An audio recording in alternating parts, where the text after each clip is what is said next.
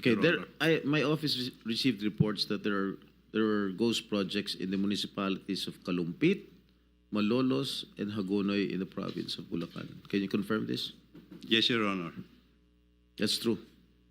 Well, this is information that we have received, Your Honor. And the contractor, allegedly,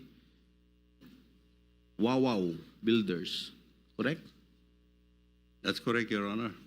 And SYMS Construction. Am I correct? I don't recall that name, Your Honor. But Who is the owner of Wawaw Builders? Is he here? Is he present here?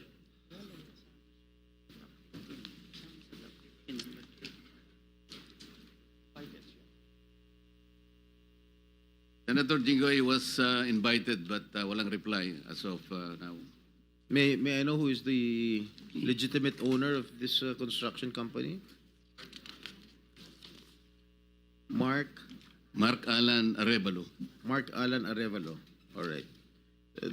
I think the committee already will issue a subpoena. All right. So, sa aking palagay, itong mga ghost projects na nabulgar na ngayon, siguro inaayos na nila. Tama? Para hindi malata na ghost.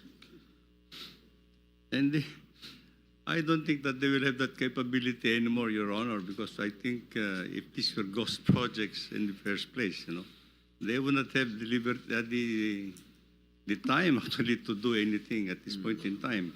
The records will show that if there is no project at all that was implemented, and payment has been made, then it's on. Tapos na, nasunog na yung pera natin. That's actually. Alright, magkano ang anomaly. in-award dito sa sa Wawaw? Wawaw Builders. I don't have the figure right now, Mr. Chair, but I think it's predominantly. No. Meron mga figures dyan. Huwag niyo ako lulukoyin dito. Yeah.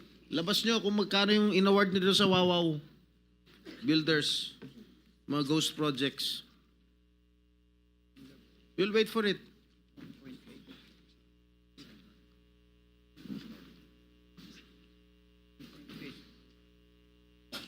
Nakadiri kayo. Mr. Chair, well, I've just been given the tabulation. Wawaw Builders.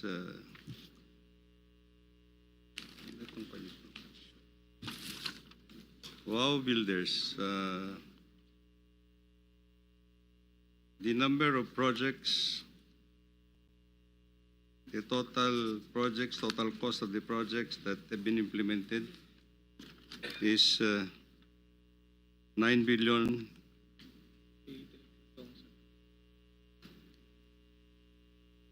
9 million or 9 billion? 9 billion all over the country, Mr. Chair. But let me just point out, in Bulacan alone, Wawaw Builders had 85 projects amounting to 5 billion 971 million 811. In Bulacan alone.